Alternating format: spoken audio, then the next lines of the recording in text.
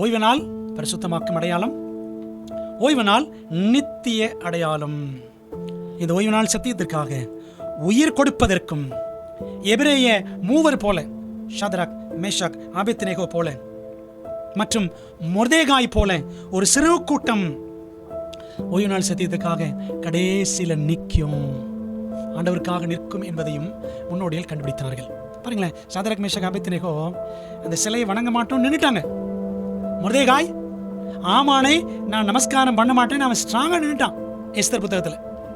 அதே மாதிரி ஒரு சின்ன கூட்டம், a faithful few, a little flock, ஒரு சிறு கூட்டம் சத்தியத்திற்காக நிற்கும்.